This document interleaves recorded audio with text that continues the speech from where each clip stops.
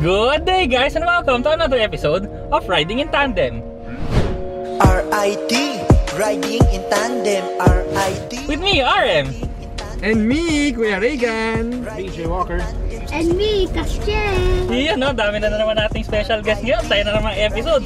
At napakasaya talaga nito dahil gagamitin natin ngayon ang pinaka-apple of the eye para sa baik, para sa akin. Ang B40. Ano, ready na ba kayo? Tara na!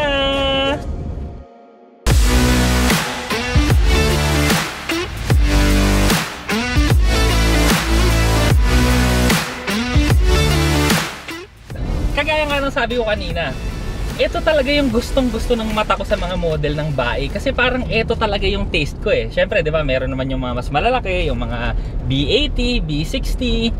Pero ako kasi, di ba, alam niyo naman sa mga ibang episode natin na parang sa akin kasi pagka medyo malaki, medyo mas hirap kasi ako mag-drive ng medyo mas malaking sasakyan. So gusto ko yung tama lang, katamtama na size. Eh ito kasing B40 nila, malaki pa rin siya pero carry pa rin eh, no? Hindi siya over the top na laki.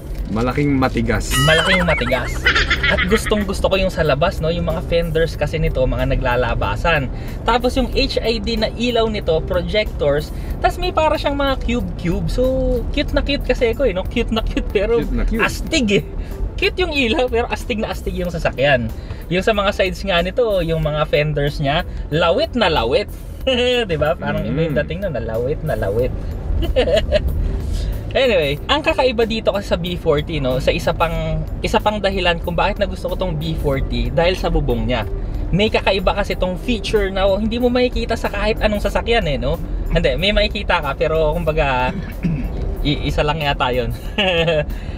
Yung bubong kasi nito natatanggal. So pwede mong tanggalin to, yan, tapos pati yung likod.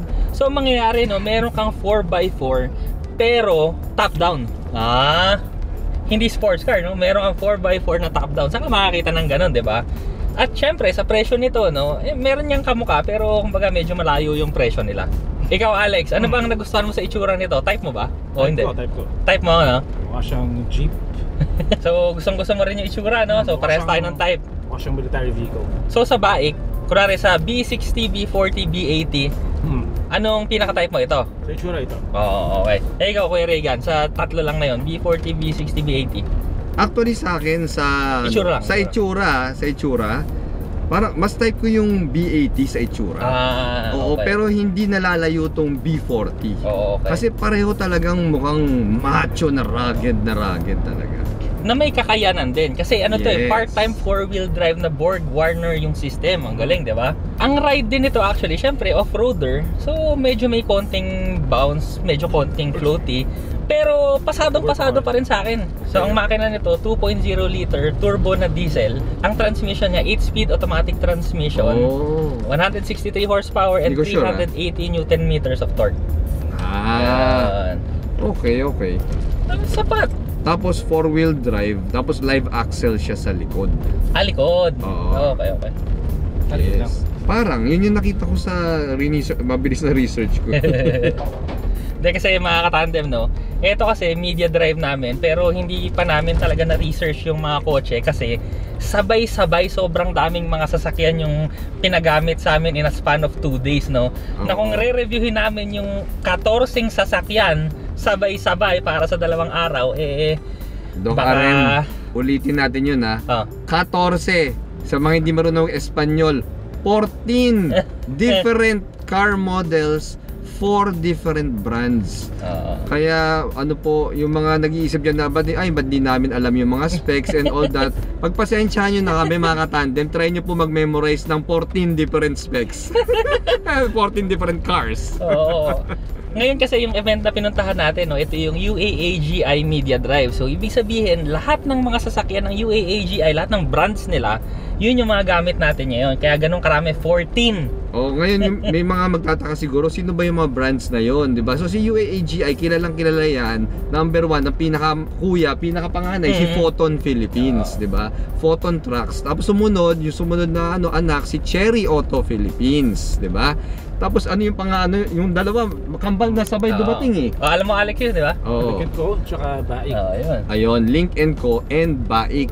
Kambal na dinala ni UAAGI dito.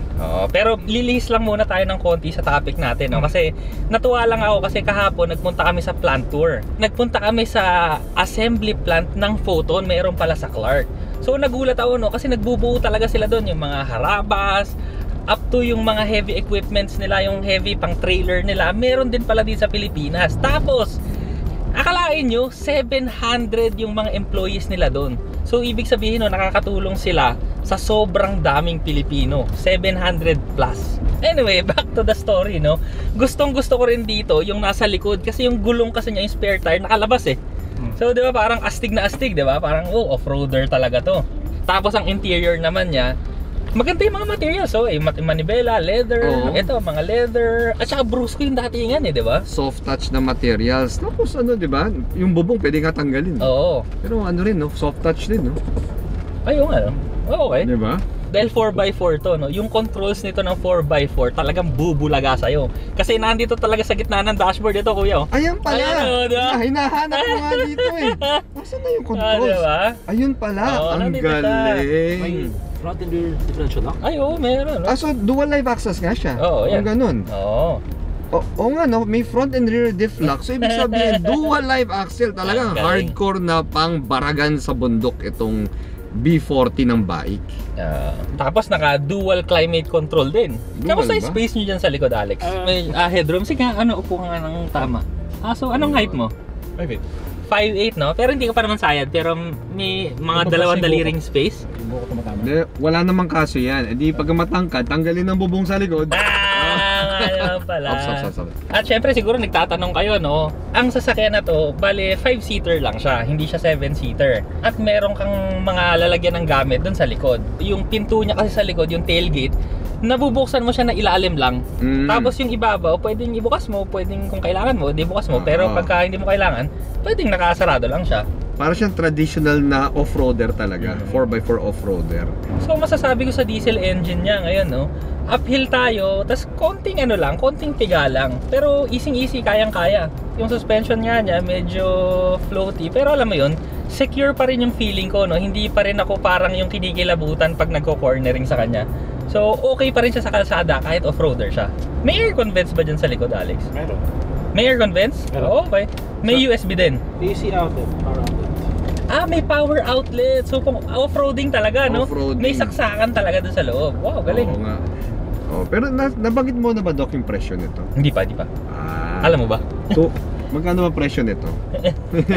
Alam ko 2.4 ba? Let me check lang ha. 2,370,000 Oo, okay. for the base variant.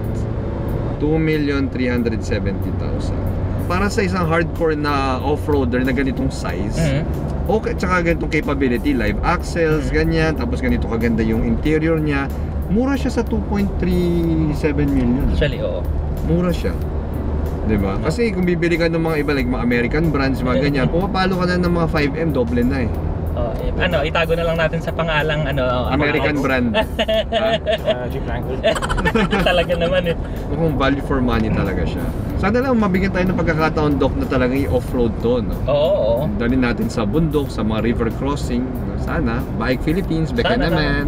Pero Doc, bigyan kita trivia. Alam mo ba ang pangalan nito, di ba? Bike B40, Ragnar. Oo. Alam mo ba kung bakit Ragnar ang pangalan nito? Hindi.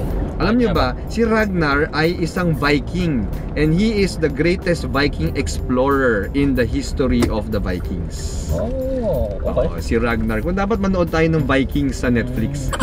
So, di ba, itong Bike B40 pang exploration din. Pasado sa akin to, ha. Hintayin na lang natin mamaya pag nag 100. Pero yung braking niya, no, kahit mabilis tayo, okay, may kagat siya. So, kanina ang speed natin ng mga 100 km/h, tapos stable pa rin siya. Hindi ko masyado nararamdaman yung hangin.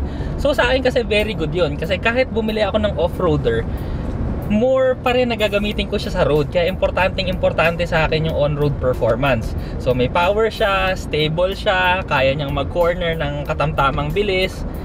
Feel ko talaga to. Yes, bili na. Ayan na naman tayo. Kailangan ko yata ng Bili na. 10 car garage Kalangya. So ano ba, mangungutang na naman ba tayo? Anyway, abangan nyo na lang yung complete review para makita natin lahat ng mga laman nitong sasakyan. Maraming salamat sa panonood. Sana nag-enjoy kayo sa video na to. Huwag nyong kalimutan, ha, subscribe kay Regan's Rides! Walker. Ayun, so lahat yan, meron silang Facebook, Instagram, TikTok, hanapin nyo na lang silang dalawa. Saka YouTube, pinaka-importante. Of course, YouTube. So maraming salamat. At saka baka hindi pa kayo naka-subscribe, no? Magpa 500,000 subscribers na tayo. Tulungan nyo naman kami para mas mabilis. Maraming salamat ulit sa panonood. Sana nag-enjoy kayo sa video na to. Next video na!